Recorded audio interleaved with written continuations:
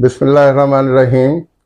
उकाबी रूह जब बेदार होती है जवानों में, नज़र आती है उनको अपनी मंजिल आसमानों में। न होलो उम्मीद नोमीदी ज़वाले इल्म अरफा है, उम्मीद मर्द मोमिन है खुदा के राजदानों में।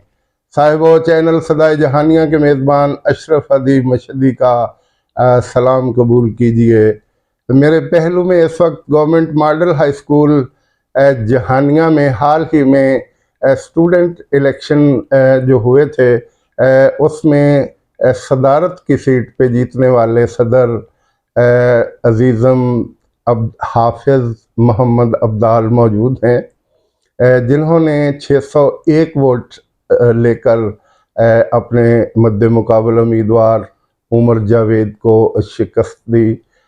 ये बड़ा हेल्दी सा मुकाबला होता है। यहाँ ज़्यादा ज़ोर नहीं लगाना पड़ता, बस बच्चों की तरबियत के ख़्याल से हुकूमत ने यह सिलसिला शुरू किया। पिछले साल भी ये सिलसिला चला और उन बच्चों ने कामयाबी के बाद तलबा के लिए बहुत सी आसानियाँ पैदा की। असातिज़ा के भी वो हेल्पिंग हैंड बने और जब भी कोई फंक्शन होता तो उसको वो कंडक्ट करते, वो माइक वगैरह सेट करते, कुर्सियों का अरेंजमेंट करते और हर तरह से वो मदद करते।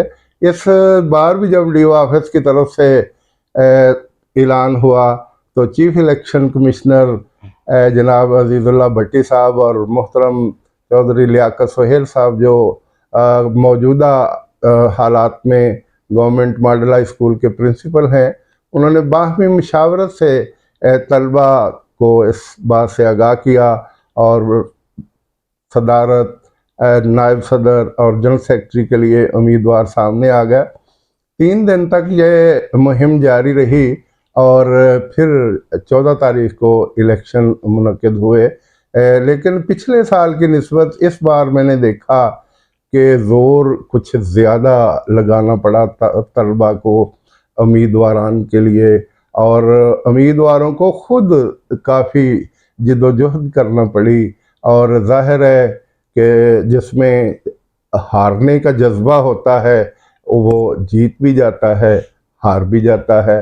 तो हार और जीत का सोच के जो लोग मैदान में जाते हैं, उनको हम कहते हैं कि असल में ये उम्मीदवार हैं जो हारने के लिए भी तैयार हैं और जो जीतने के लिए भी तैयार हैं। तो अजीज़म हाफिज़ अब्दाल साहब 10th क्लास के तालिब इल्म हैं, माशाल्लाह हाफ़िज़ कुरान हैं, हर साल नमाज तरावी भी पढ़ाते हैं। हाफिज़ अब्दाल मारूफ सियासतदान जो हमारे मकामी सियासतदान हैं, चौधरी खादिम हुसैन ढिल्लू के भाई चौधरी मोहम्मद आसिफ के बेटे हैं, और दूसरी तरफ मारूफ वकील चौधरी अब्दुल गफूर गिल एडवोकेट्स उनके ये नवासे हैं। शरारती सी इनकी तबीयत है। पिछले साल पहली मरतबा मेरी क्लास में आए तो मनशा निज्जर के बेटे साइम के साथ ये आए। वो ज़रा मेरी तरह काले रंग के हैं, ये ज़रा गोरे रंग के। तो ये कहने लगे कि हम आपस में कज़न हैं, तो मेरी हंसी निकल गई। मैंने कहा आप गोरे हैं और ये साइम मेरे जैसा काला है। तो इन्होंने बड़े शरारती अंदाज में कहा कि सर मैं दिसंबर जनवरी की पैदावार हूँ, मैं गोरा हूँ, ये जून जुलाई की पैदावार है और ये अपना काले रंग का है। तो मुझे बड़ी हंसी आई और उसके बाद फिर मैं इनको उर्दू पढ़ाने लगा तो फिर मुझे अंदाज़ा हुआ कि ये माशाल्लाह ज़हीन फ़तीन भी है। तो इलेक्शन के हवाले से मैं बात करता हूँ। इलेक्शन मुहिम शुरू हुई तो मैं 6ठी ए में इंग्लिश पढ़ा रहा था, तो ये मेरी क्लास में आए तो मुझसे इजाज़त तलब की। मैंने बच्चों को चुप करवाया। इन्होंने अपनी जो तकरीर थी वो बड़े मुदल्लल अंदाज में शुरू की। माशाल्लाह मुकर्रर बहुत अच्छा है, इसलिए कि कुछ वो ख़ानदानी जरासीम भी हैं, कुछ ननिहाल की तरफ से, कुछ ददियाल की तरफ से। और आखिरी शेर जो इन्होंने पढ़ा वो ये था कि वो मर्द नहीं जो डर जाए हालात के खूनी मंज़र से, जिस हाल में जीना मुश्किल हो उस हाल में जीना बेहतर है। और जब ये जाने लगे तो मैंने हल्की सी थपकी दी। वो तकरीर इसकी बड़ी बाकमाल थी। और फिर 2-3 दिन, तीसरे दिन सूरत हाल बड़ी सख्त हो गई और हर जगह पे तबसरे होने लगे कि बड़ा कांटेदार मुकाबला दोनों सदूर के दरमियान है। और मुझे फिर वो अंग्रेज़ी कहावत याद आई कि डायमंड कट्स डायमंड, लोहा लोहे को काटता है। और फिर एक और है कि great thing is done, great thing is done when men mountain meet, it is not great thing jostling in the street. बड़ा काम तो ये है कि इंसान पहाड़ों से टकरा जाए, ये बड़ा काम नहीं है कि इंसान गलियों में नाचता फिरे। तो मैंने हाफिज़ अब्दाल को हर क्लास में बड़ी मुदल्लल तकरीर करते हुए सुना। और 13 तारीख को मुख्तसर असम्बली स्कूल में हुई, क्योंकि छाँव का मसला था। तो वहाँ जब तमाम मुकर्ररीन ने तकरीरें की तो मैं भी वहाँ बैठा हुआ था। क्योंकि मेरी ज़िंदगी स्टेज पे गुजरी तो मैं ऐसे मौके ज़ाय नहीं किया करता। तो जिन 3 बच्चों ने तकारीर अच्छी की वही विन कर गए। सदर के लिए हाफिज़ अब्दाल, नायब सदर के लिए अब्दुल वदूद, और एक छोटा सा बच्चा जनरल सेक्रेटरी के लिए वो कामयाब हुआ। तो इन तीनों की तकारीर जो थी उन्होंने बच्चों को मुतासर किया। अब जब रिज़ल्ट दोपहर के वक्त आना शुरू हुए तो दूसरे ग्रुप वाले खासे खुश थे कि उनके उम्मीदवार के वोट्स काफ़ी बेहतर जा रहे थे और हाई हिस्से में दूसरे लड़के ने ज़्यादा वोट हासिल किए। लेकिन जब मिडिल हिस्से की बारी आई तो मिडिल हिस्सा से हाफिज़ अब्दाल को तकरीबन 125 वोट उससे ज़्यादा पड़ा और वही इसकी जीत का सबब बन गया। तो हाफिज़ साहब से मेरा पहला सवाल ये है कि आप मुकर्रर तो है ही, और जब आपने वो तकरीर तैयार की थी तो क्या वो तकरीर आपके अपनी तैयार करदा थी या किसी के तामन से, किसी की मदद से आपने वो गुफ्तगू वो तकरीर तैयार की थी जो आप क्लासों में करते रहे? नहमदुहु व नसल्ली अला रसूलिहिल करीम, अम्मा बाद, फ़ौज़ु बिल्लाहि मिनश शैतानिर रजीम, बिस्मिल्लाहिर रहमानिर रहीम। सर जी, जो मेरी तकरीर का बुनियादी मकसद था, ज़रा बुलंद आवाज़ से। वो सिर्फ मेरे स्कूल की इज्जत का मसला था कि हालिया दिनों में जो मेरे स्कूल के बाहर लड़ाइयाँ हुई, मैं सिर्फ अपने स्कूल की इज्जत के लिए इलेक्शन लड़ना चाहता था जी। और मेरी कामयाबी के पीछे मेरे वालिदैन की दुआओं के साथ साथ मेरी असातिज़ा की मेहनत भी थी जी। और मेरी जो तकरीर या कैंपेन जो मैंने तैयार की जी। वो अपने असातिज़ा की मदद से की थी। अच्छा जी। और जो मेरा लहजा था उसमें मेरे इंचार्ज मोहतरम जनाब गुलाम यासीन कादरी साहब की रूह भी मौजूद थी जी। ये बात मुझे एक टीचर ने कही जी। तो मैंने उनका शुक्रिया अदा किया जी। और मैंने अपनी कैंपेन जारी रखी। ठीक। अच्छा, तो वो एक मरहले पे आके बड़ी परेशानी ये बन गई कि आपकी क्लास के 2 आपके साथ साथ राना ज़ैन भी उम्मीदवार के तौर पे सामने आए और कादरी साहब की सरतोड़ कोशिश के बावजूद उन्होंने बैठने से इनकार कर दिया। तो उन्होंने कितने वोट लिए? क्या वो आपके लिए मसला तो नहीं ज़्यादा बने? शुरू में ये हमारी गलती थी कि हमने कादरी साहब की बात नहीं मानी और उन्हें भी हमने नाराज़ किया जी। लेकिन बाद में वो इतना मसला नहीं बने। उन्होंने कुल 60 वोट हासिल किए 60 जी। और अब हमने कादरी साहब की जो नाराज़गी थी उसे खुशी में बदल दिया है और मैं कादरी साहब से माजरत खा हूँ। नहीं नहीं, वो तो जो मैंने एक दिन पहले उनसे बात की तो वो कहने लगे कि हकीकत है कि ये मेरे मशवरे के बगैर ही दोनों खड़े हो गए और मैं फिर खामोश हो गया कि मैं क्या कर सकता हूँ। दोनों तरफ से वालिदैन की तरफ से भी दबाव था कि इनको इलेक्शन लड़ने दें। राना ज़ैन के वालिदैन, उसके अब्बू भी आए कि मेरे बेटे की आप सपोर्ट करें। तो कादरी साहब ने कहा कि मेरे लिए बड़ा मसला है कि मेरी क्लास के 2 लड़के हैं, मैं किसको सपोर्ट करूं और किसको सपोर्ट ना करूं। तो बहरहाल उस माहौल में जब आप क्लास हर क्लास में जाके तकारीर कर रहे थे, तो आपको कैसा महसूस होता था? लड़कों के चेहरे पढ़ के क्या आपको तसरात मिलते थे कि ये मुझे वोट देंगे, मेरे हामी हैं, या दूसरे ग्रुप को सपोर्ट करेंगे? शुरू में तो उनका बहुत अच्छा जज्बा था, उनका मोराल भी बहुत बुलंद था जी। और आखिरी दिन सुबह के वक्त तक यही रहा। लेकिन हमारी एक छोटी सी गलती और जिसकी वजह से हमें काफ़ी ज़्यादा परेशानी भी हुई जी। और मुखालिफ ग्रोह की तरफ से छोटे बच्चों को लालच भी दिया जाने लगा और अच्छा। इसके अलावा उन्हें डराया गया, धमकाया गया। जी। तो ये वजह हमारी परेशानी बनी, इस वजह से हमें बहुत ज़्यादा परेशानी हुई। अच्छा, तो ये आपके ज़ाहिर है अब बहुत से लोग कहते हैं कि असातिज़ा को एक साइड पे हो जाना चाहिए। ये कुदरती सी बात है। जिस क्लास का बच्चा इलेक्शन में हिस्सा ले रहा है, ज़ाहिर है उसकी हमदर्दी तो उसके साथ होती है, वो कैसे जुदा हो सकता है? पिछले साल भी ऐसा हुआ, हाफिज़ हमाद रज़ा साहब इलेक्शन लड़ रहे थे, तो खावर साहब की क्लास के थे, वो उनके लिए तगदाव कर रहे थे। दूसरी तरफ मलिक अब्दुल रशीद साहब की तरफ से इस बार सदारती उम्मीदवार थे, ज़ाहिर है वो भी उनके लिए कोशिश कर रहे थे।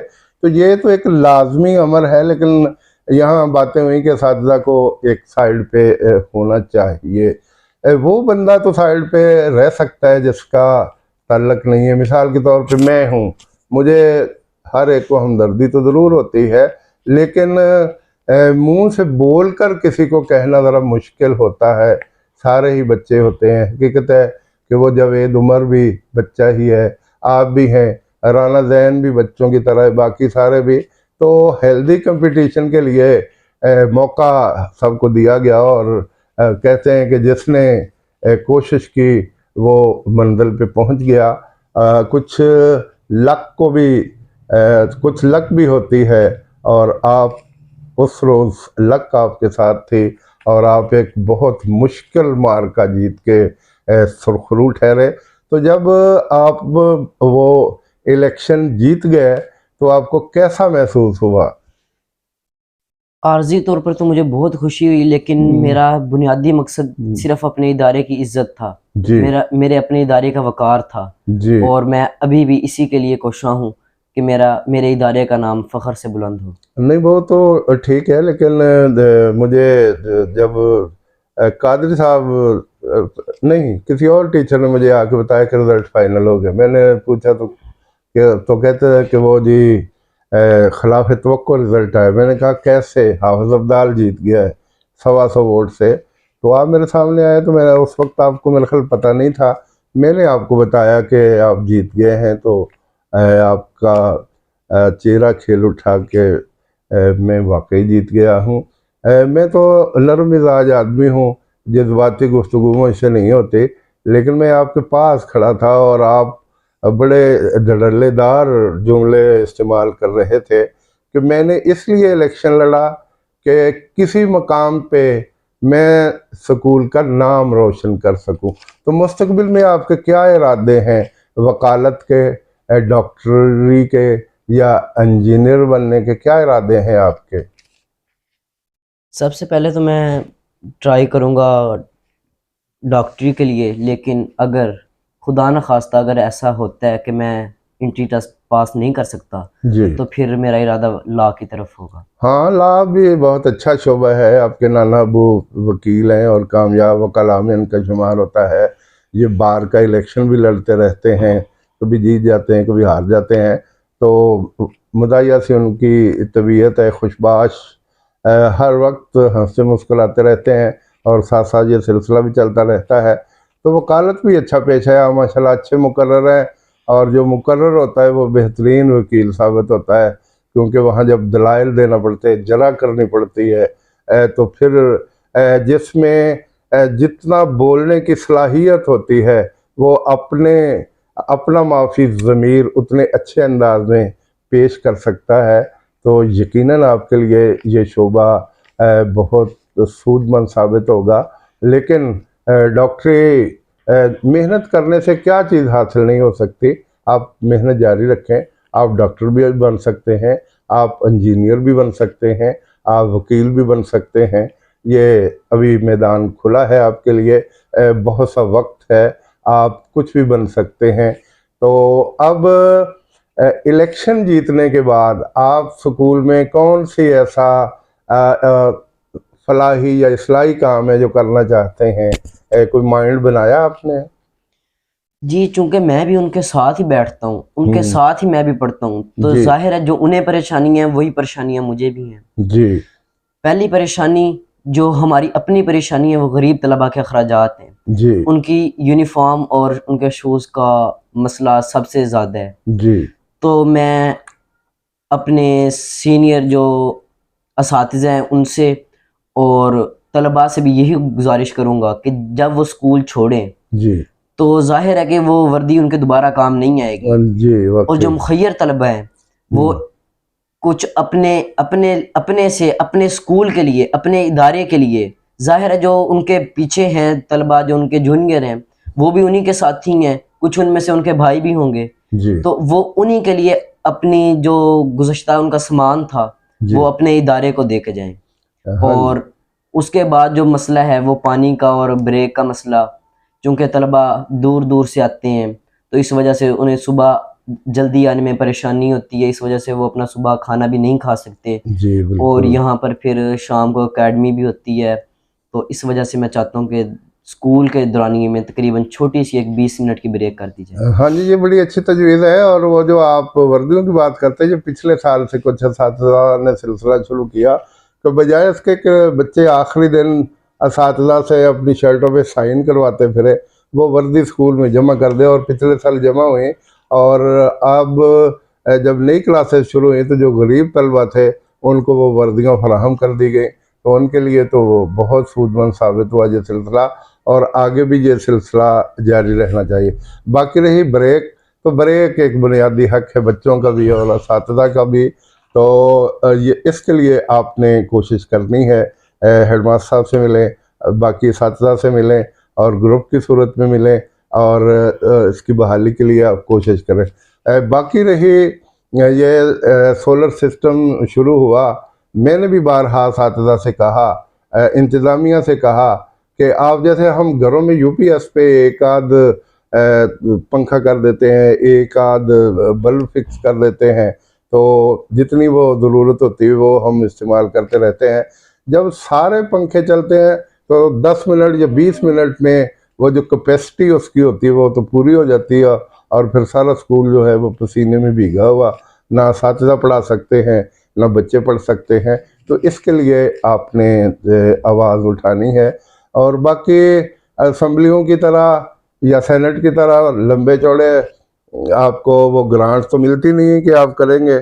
यही बच्चों से मिलके, यही अपने असातिज़ा से मिलके कुछ सहूलियात ऐसी हैं जो आप फराहम कर सकते हैं या जिनमें आप मदद कर सकते हैं। बाकी सबसे बड़ी बात, आपने पिछले साल जो स्टूडेंट काउंसिल बनी थी उनको देखा होगा कि जब भी वो कोई प्रोग्राम होता उसको वो हैंडल करते, उसके इंतज़ामात करते, और असातिज़ा के लिए हेल्पिंग हैंड की सूरत में वो बहुत कुछ करते, और असातिज़ा के लिए आसानी रहती।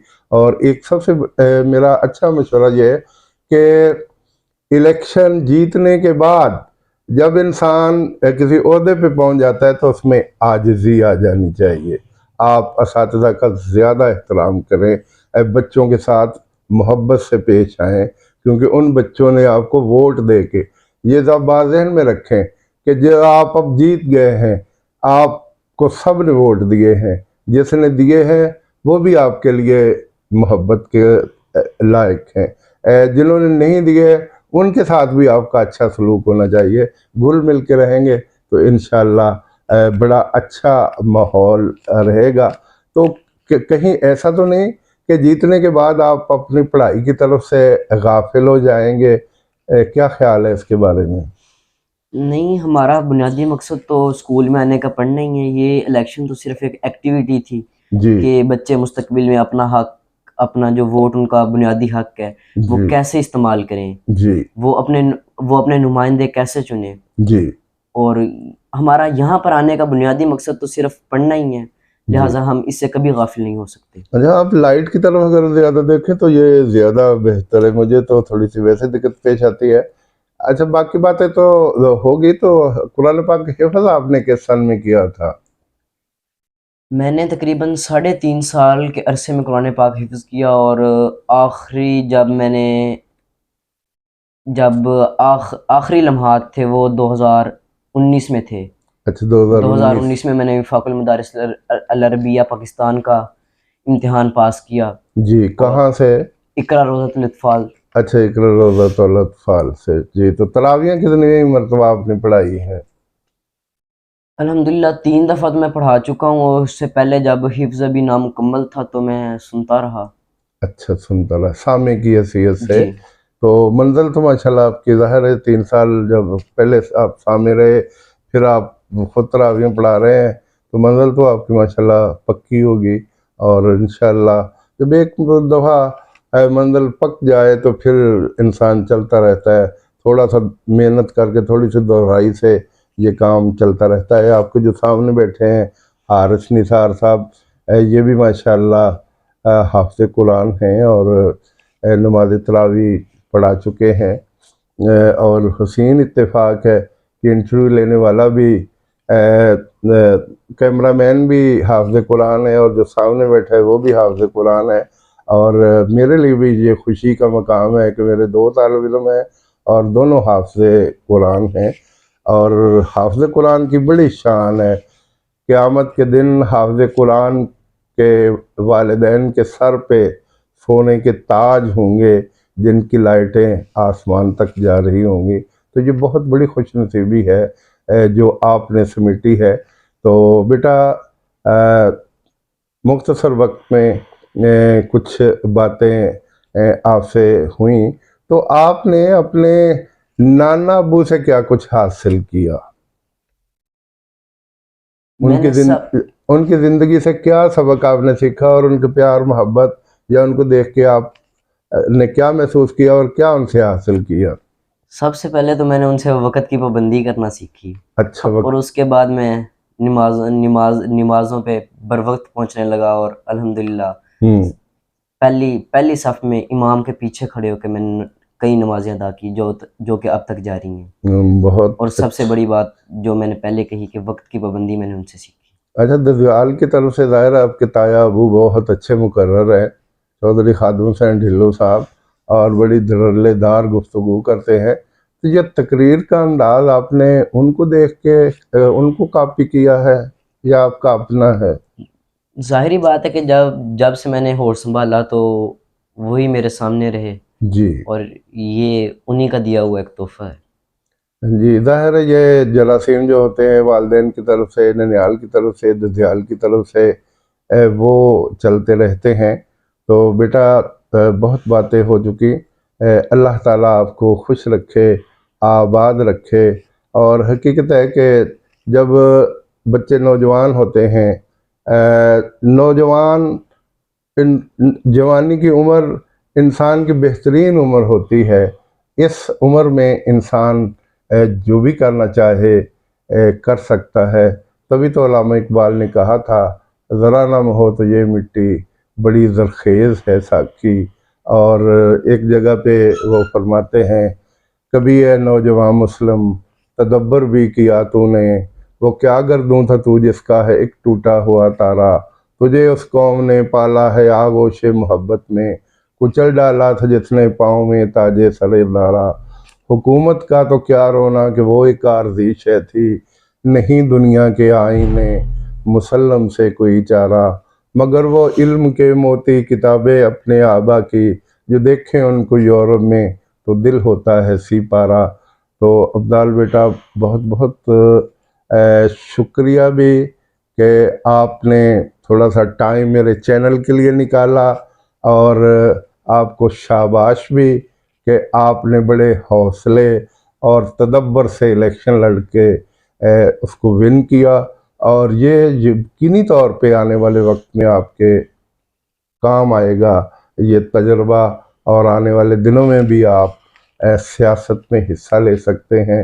लेकिन बेटा, एक बात याद रखना कि हमेशा मस्बत सोच रखना, मस्बत सोच के साथ मैदान में उतरना और कभी किसी को नुकसान पहुंचाने के लिए सियासत नहीं करनी और ना नुकसान पहुंचाने के लिए इलेक्शन लड़ना है। ये मेरी इल्तिजा है। बहुत बहुत शुक्रिया। वस्सलाम।